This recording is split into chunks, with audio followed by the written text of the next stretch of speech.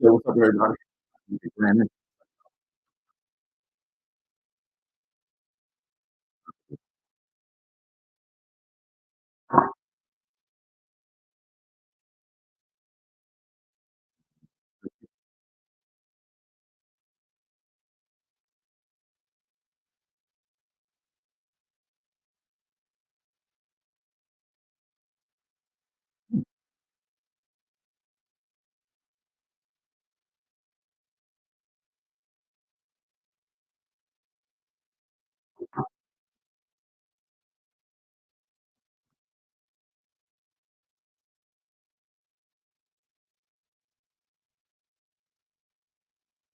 All right, listen, man. Hope everybody had a good weekend or a week.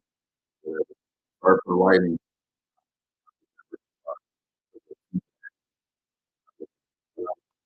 Anyway, I'm gonna hop on for a second, talk about this amazing topic, and then let you guys go. So if you read my message, that's the message to this project, a particular project, so it would be my influence, it would be from here on out. Uh, Hopefully, we'll see you guys as we transition from this one level to the active. We will be kind of scared to speakers right now, but it will allow us to transition. So we're grateful for allowing us to do. But anyway, I just feel compelled to stay where the Lord has had me.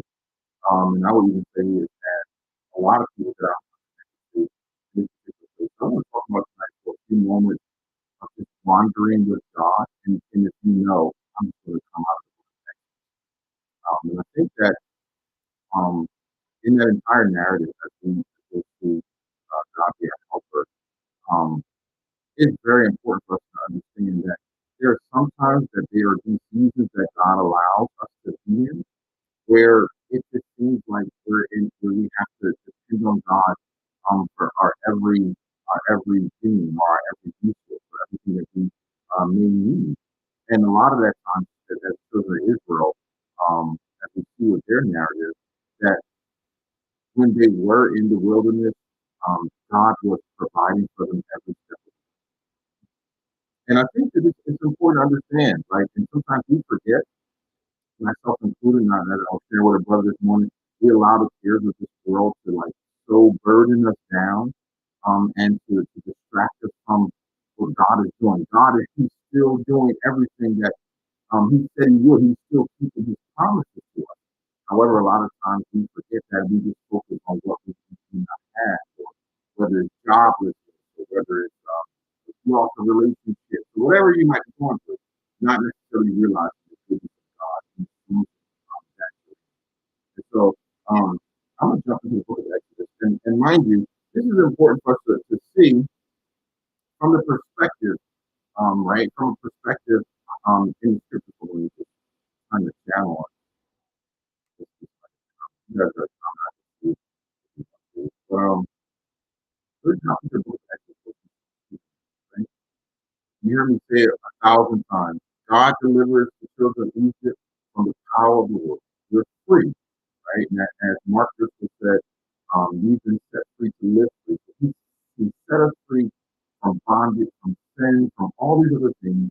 And a lot of times, like us, like the book of Numbers, the book of Acts, that in their hearts, when they turn back to it. Because they looked at the situation that they endured. And a lot of times that's what we do. We turn to what's comfortable.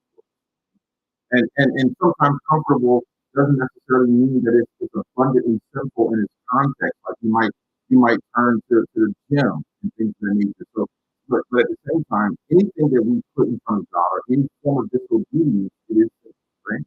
So the children of Israel, God set them free, delivered them from the power of the world. Now they're free. Now they have the opportunity to worship God, right? Moses tells Pharaoh, "Let my people go, that they might worship me." And so God set us free from the power of the world so we can have this worshipful relationship with God, if you will. Uh, so it's very important for us to see that and to know that this is what God has done. Sorry. This is what God has done, and this is what God He has even done for us, right? Um in our Christian context, right?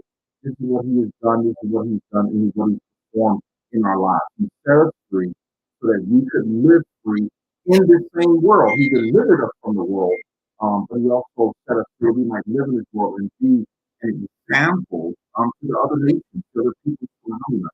But a lot of times we become affected by life, right? This is what happens. This will happen to you. You know what I'm saying? Different life circumstances will occur, and it affects you. Sometimes it even affects your walk with the Lord if you do. And I can say that because Paul would have never said that a soldier should be entangled with the cares of this world, if indeed in fact people weren't entangled with the cares of this world, children and money and bills and jobs and all of those things, they affect us, right? They affect us. So anyway, let me just hop into the book of Exodus. If you want some context on this, go back and check out some of the other Bible studies. They all connect more often than not. So let's jump into Exodus, let's say around the 14th chapter. So they're delivered from Egypt, they cross the Red Sea. And one of the things I like to point out whenever I go into Exodus is recognizing that God led them that way. God led them that way of the Red Sea. So He led them to a place of impossibility, if you will. He allowed them to be, and I totally stand on the sovereignty of God. He led them into a place where only He could do something about their circumstances. So He leads them to the Red Sea. God rips the Red Sea apart. They walk across on dry land. You get around to about the 19th chapter, I think it is, the 19th chapter of the book of Exodus, and they're at Mount Sinai, right? And the book of Numbers tells us, and I think I mentioned this a while ago, the book of Numbers tells us that they were in the wilderness wandering with God for 2 years. And a lot of times, we take that moment for granted. To be in a place where God is our supreme and sovereign joy, where He's our resource and our source of everything. And this is what they had to depend on God. Wow, for 2 years, for 2 whole years, they had to depend on God, right? They had to trust in God for 2 whole years, 2 plus years. Right? And so is that the 19th chapter where they're at Mount Sinai? They listened to God, and now they're just staying in this place. And mind you, I'm not dealing with after they disobey God to go into the promised land. I'm just dealing with them being in the wilderness under the direction of God. And sometimes God will intentionally have us wander around His presence. This is what Mount Sinai represented. It represented the presence of God, right? This is where God descended on in smoke and fire and lightning, and God just had them in the Sinai Peninsula. He just had them in this entire area for a period of 2 years where He was giving them instructions. So a lot of times we take for granted the place that God may have us in, right? He may have you in a place of job with people, relational, discord or whatever it is, not necessarily recognizing that a lot of times these are preparations for the next place that God is taking. This is what this place in the wilderness was preparation for where God was intentionally going to have them go, which was Canaan. And He was giving them wisdom, giving them instructions, giving them the tools necessary to guide them as they would transition from one place to another. Okay? Almost done that. But I just wanted to share how essential it is to embrace the wilderness that God has allowed us to be in. Exodus 19, Mount Sinai. Exodus 20, the Ten Commandments, right? Um, Exodus 21, law, the book of Leviticus, all this stuff came while they were there, while Moses was in the presence of God, he was receiving the instructions, and then then once the final instruction was given, then they were allowed to leave the place, right? They were allowed to leave the place where they were. Right? It's important to understand that we're not going to move past this next level. I don't like church cliches, right? But we're not going to get to this next level until we pass the place where God has us presently at, right? They had to receive the instruction. They had to keep the manna. They had to do all these particular things. They had to visit the place where they had 12 wells. They had to do all these things that were necessary and receive the instructions from God from Moses so that they can go to the next place, right? So I don't want you to do what I did, which is like despise the place that you are at, right? I'm just like, man, I hate being in a particular place. I hate being in this particular situation, or I hate not having this particular amount of money, or this kind of job. But the moment we take a breath, right, and just receive the instruction that God is doing, knowing that when God is finished talking while they were at Mount Sinai, that's when God was ready to release them over to the promised land. Knowing that the instructions that God has given is essential for the next place, right? The hangings of the curtains and the doors and the Ark of the Covenant and the tabernacle and how they were supposed to move. All that stuff is important before he said, hey, you know, turn and go northward and send over the spies and so forth and so on, right? So I want you to be encouraged about wherever you are, wherever whoever watches this video, um, and myself included, knowing that I'm intentionally in the place where God would have me to be, knowing that we are Mount Sinai was them walking around the presence of God, right? While they were camped at Sinai, they were literally living in the presence of God all the time, receiving instruction, but they didn't appreciate the moment to read the narrative, read the story. I just recommend you read the pictures, 1914 all the way to like Numbers, the other thing. When you read it, you see that they constantly chided with Moses. They constantly desired whatever God took from them, right? So if God delivered you from a particular situation, they constantly had an appetite to go back to whatever God took away from them. God, he takes away the chocolate cake. They desired the chocolate cake. And that's why Stephen said before they stoned him in their hearts again, they turned back. So let's kind of like have a different posture tonight.